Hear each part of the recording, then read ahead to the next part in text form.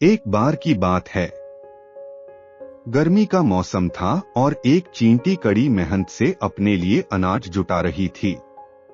दरअसल वह सोच रही थी कि धूप तेज हो जाए, इससे पहले क्यों न अपना काम पूरा कर लिया जाए। चींटी कई दिनों से इस काम में जुटी थी। वह रोजाना खेत से उठाकर दाने अपने बिल में जमा करती थी।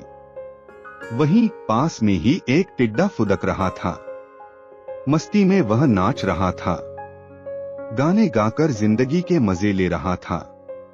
पसीने से तरबतर चींटी अनाज ढोते ढोते थक चुकी थी। पीठ पर अनाज लेकर बिल की तरफ जा रही थी, तभी टिड्डा फुदककर उसके सामने आ गया। बोला, प्यारी चींटी, क्यों इतनी मेहनत कर रही हो? आओ मजे करें। चींटी ने टिड्डे को नजरअंदाज किया और खेत से उठाकर एक एक दाना अपने बिल में जमा करती रही। मस्ती में डूबा टिड्डा चींटी को देखकर हंसता और मजाक उड़ाता। उछलकर उसके रास्ते में आकर कहता, प्यारी चींटी, आओ मेरा गाना सुनो। कितना बढ़िया मौसम है, ठंडी हवा चल रही, सुनहरी धूप है। क्यों मेहनत करके इस खूबसूरत दिन को बर्बाद कर रही हो? टिड्डा की हरकतों से चींटी परेशान हो गई। उसने समझाते हुए कहा, सुनो टिड्डा, ठंड का मौसम कुछ दिन बाद ही आने वाला है। तब खूब बर्फ गिरेगी, कहीं भी अनाज नहीं मिलेगा।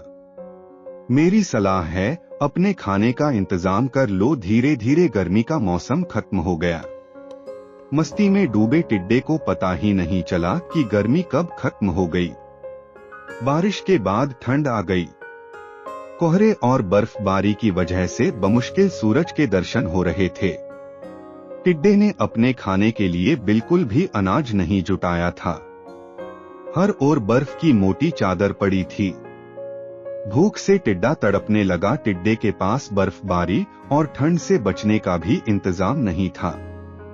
तभी उसकी नजर चींटी पर पड़ी। अपनी बिल में चींटी मजे से जमा किए हुए अनाज खा रही थी। तब टिड्डे को एहसास हुआ कि समय को बर्बाद करने का उसे फल मिल चुका है। भूख और ठंड से तड़पते टिड्डे की फिर चींटी ने मदद की। खाने के लिए उसे कुछ अनाज दिए।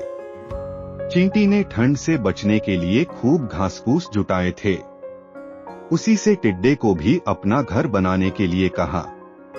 कहानी से सीख, अपने काम को मेहनत और लगन के साथ करना चाहिए।